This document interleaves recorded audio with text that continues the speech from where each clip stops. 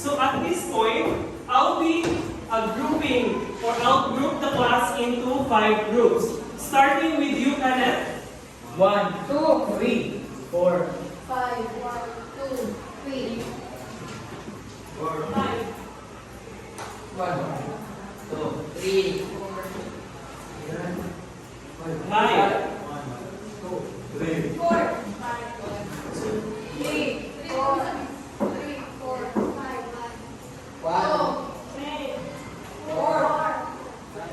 So, alright. All number 1, please stand up. Number 1. Please familiarize your memories and your group mates. Number 2. Number 3. Number 4. Number 5. Alright, very good. So today, I have here a puzzle pictures and as well as struggle breaks that associated with this injury. So group 1, I want you to get this. Group 2, 3. Group 4. Group 5. Alright, so I'll be giving you 5 minutes to arrange that puzzle and that word. So I want you to know what kind of injury is that, and after that you will present it to the class. Alright, 5 minutes.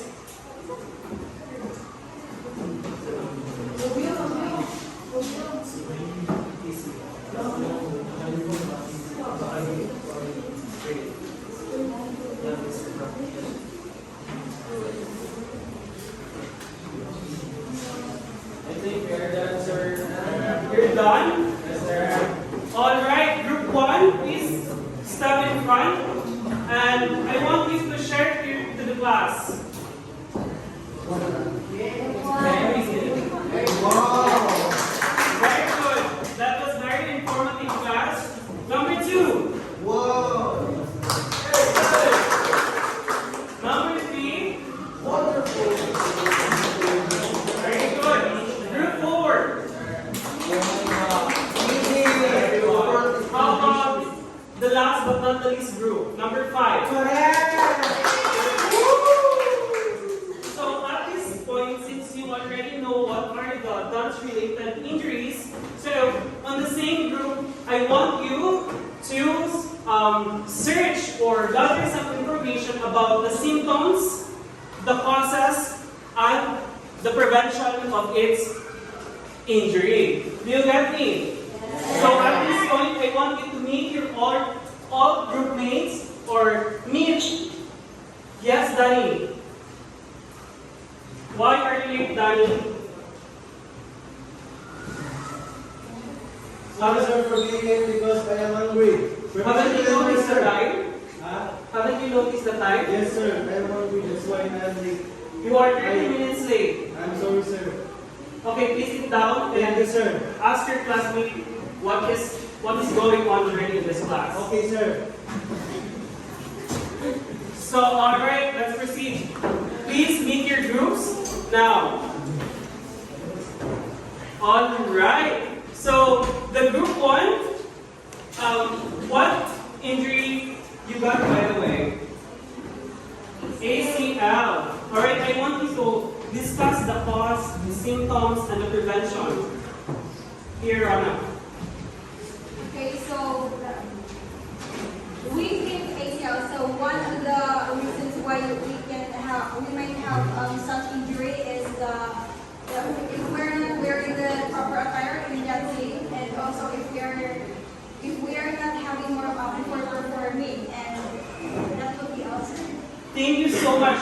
So class, Rona Pearl and his group, and her group rather, deserve a Hugiyawan Club. Do you know what is Hugiyawan Club? So this is how we do Hugiyawan Club. 1, 2, 3. 1, 2, 3. 1, 2, clap, clap, clap. Get me? Alright. 1, 2, 3. 1, 2, 3. Very good, very good. Something like that. All right. 1, 2, 3, go. 1, 2, 3. 1, 2, 3. All right. This is down. How about group 2? So in our group, we have sprained ankles. Yes. Because I had sudden movement, fall, and sporting injury. So the symptoms are bad. We experience pain and condition of the heart. Yes, very good. That was very informative. Once again, Ugyawan Club. 1, 2, 3. 1, 2, 3. 1, 2, 3. Thank you so much. Group 3.